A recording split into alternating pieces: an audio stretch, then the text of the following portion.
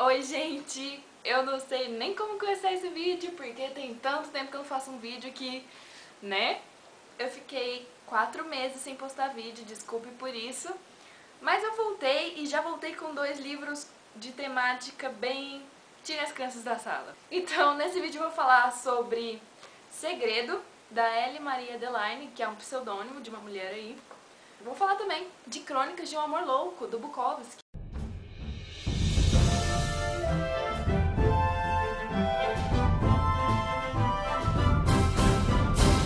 Eu vou falar sobre os livros, mas também vou explicar um pouco do meu sumiço. E se fosse pra colocar a culpa fora da minha enrolação e tudo isso, a culpa seria de 50 Tons de Cinza. O que aconteceu?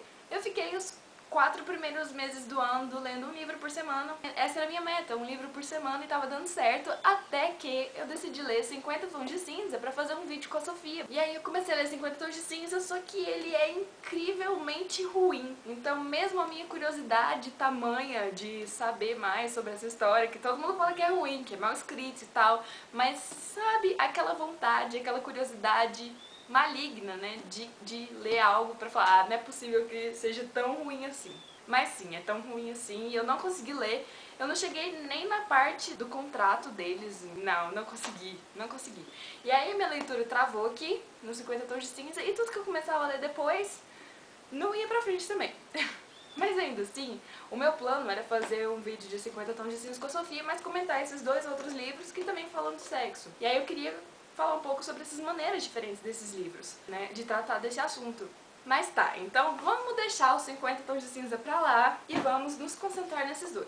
O Segredo conta a história da Cassie, que é uma garçonete, viúva e tal, e ela é super jovem, ela tem tipo... eu não sei quantos que ela tem. Ela encontra o diário de uma mulher que estava frequentando o bar que ela trabalha e ela lê um pouco desse diário. E ela fica um pouco assim, chocada com esse diário porque tem confissões eróticas no diário. A primeira coisa que faz a gente refletir um pouco, que ela conta, né, que as poucas vezes que ela teve contato com a pornografia, que isso não teve nenhuma graça pra ela, muito raramente, só que aquilo que ela tava lendo era diferente, né, aquilo lá era o desejo real de uma mulher.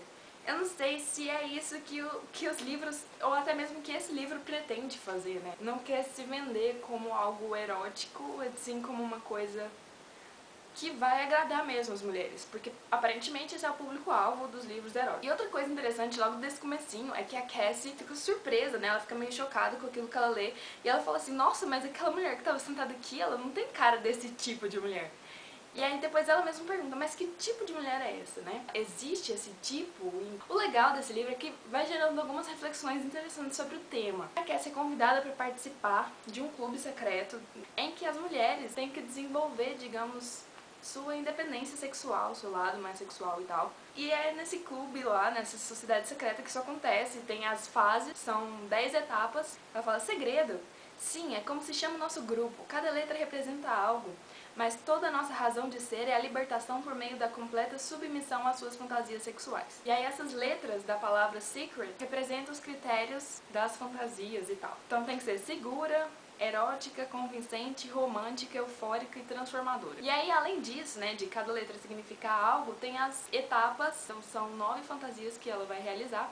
E aí, pra cada fantasia que ela realiza, ela recebe um pingente pra uma pulseira, né? Tá, e é isso. Então ela tem como se fosse provas pra fazer, que são fantasias sexuais dela, e assim ela vai se descobrindo sexualmente. Tem uma coisa estranha, que de certa forma engraçada, sei lá, acho que é mais estranha mesmo, que me lembrou um pouco de 50 Tons de Cinza, porque a Cassie não tem uma deusa interior, mas ela tem um cachorro imaginário que ela chama de 5 anos, que é o tempo que ela tá sem fazer sexo.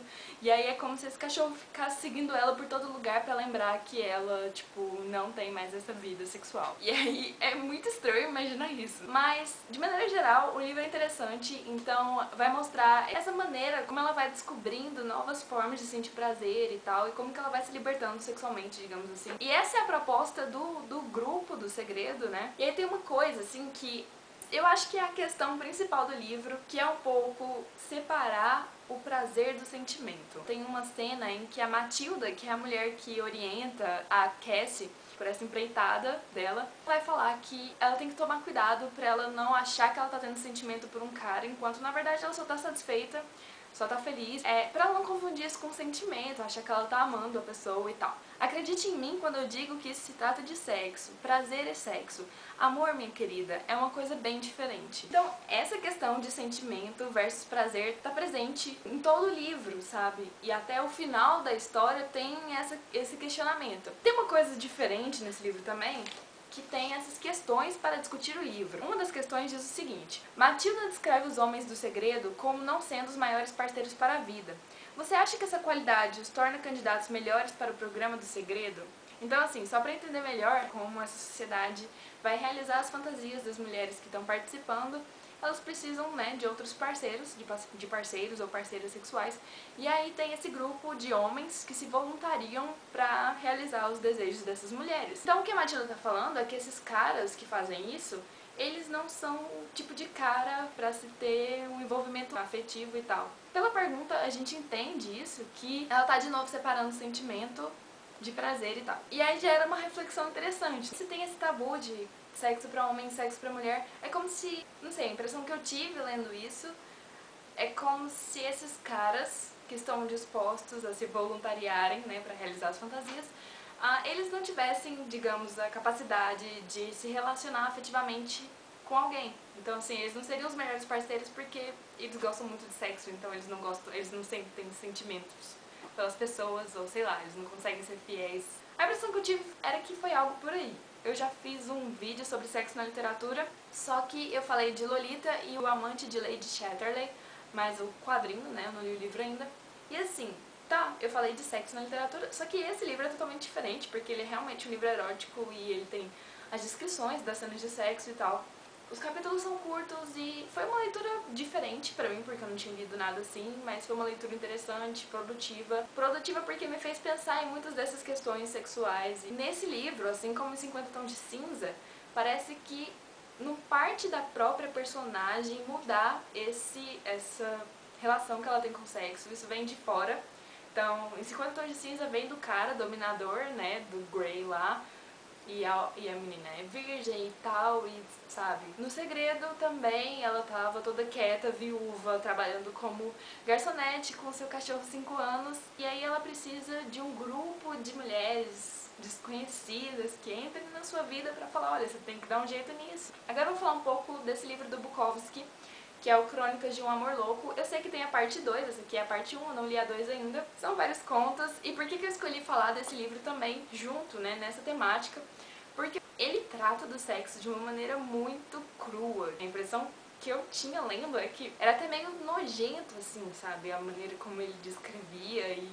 não sei. E esse estranhamento, de certa forma, é interessante, né? É bom conhecer outras maneiras de pensar sobre o mesmo assunto. Eu sei que eu escolhi pra falar esse livro por causa da temática, só que os meus contos preferidos do livro não foram os contos que falavam de sexo, foram os contos que falavam do sistema capitalista, que falava de política e tal. Mesmo falando que não queria falar de política, eu já estava falando de política sem querer falar sobre política. Pelo nome dos contos, vocês podem ter uma ideia de como são as histórias. A Mulher Mais Linda da Cidade, Kid de Foguete no Matadouro, A Vida num Puteiro do Texas, 15 centímetros, A Máquina de Foder, O Espremedor de Culhões, 3 Mulheres, 3 Galinhas, 10 Punhetas, 12 Macacos Alados Não Conseguem Trepar Sossegados. Então, assim, pelos títulos, já dá pra sentir como que ele vai falar sobre sexo. E aí tem um conto que chama, perdoem os palavrões, né, mas é Bukowski, né, então... Política é o mesmo que foder cu de gato. E aí tem um trecho aqui, ele está falando por que ele não fala de política nos contos dele e tal. E aí ele diz: portanto, caros leitores, se me derem licença, vou voltar para as putas, para os cavalos e para a garrafa enquanto há tempo. Se isso contribui pra gente morrer, então pra mim parece bem menos repugnante ser responsável pela nossa própria morte do que qualquer outra modalidade que ande por aí, disfarçada com rótulos sobre liberdade, democracia, humanidade e ou qualquer espécie de papo furado. Então, esse é o Bukowski. Então, além da bebedeira e do sexo, também tem os contos sobre corrida de cavalo. E particularmente, esses são os mais chatos, assim. Eu acho que tem 2 ou 3 Eu sei que teve um que eu não consegui terminar de ler porque tava muito chato. Ele vai explicar como que funciona, ou como apostar em cavalos e tal. E não, obrigada, Bukowski. É isso, acabou que eu tenho a impressão que eu não falei muito, mas eu não consigo lembrar de coisas específicas. São os dois que eu mais lembro, que é assim, o Espremedor de Culhões e o 15 centímetros. Que é meio bizarro, diga-se de passagem, esse 15 centímetros. Eu peço desculpas se esse vídeo ficou, não sei, eu acho que eu não comentei o suficiente do Bukowski, por exemplo, mas é porque já tem tempo que eu li, então peço desculpas por isso, peço desculpas pelo sumiço. O que eu posso dizer é que já tem alguns vídeos programados, então eu vou fazer de tudo pra não sumir de novo. Inclusive, eu gravei uma tag em abril, e não postei essa tag, mas ela tá editada e eu vou postar pra vocês, vai ser o próximo vídeo, então... Se parecer estranho se eu falar coisas do tipo, estou lendo 50 tons de cinza, desconsiderem, porque é uma tag de abril. Vai ter também vídeo do Projeto 101 sobre a minha viagem pra Salvador, que foi bem legal. E também vai ter uma surpresa pro aniversário de 2 anos do canal, que é em outubro. Então assim, vou agarrar o canal com vontade e não vou sumir de novo. E é isso, a gente se vê no próximo vídeo. Tchau!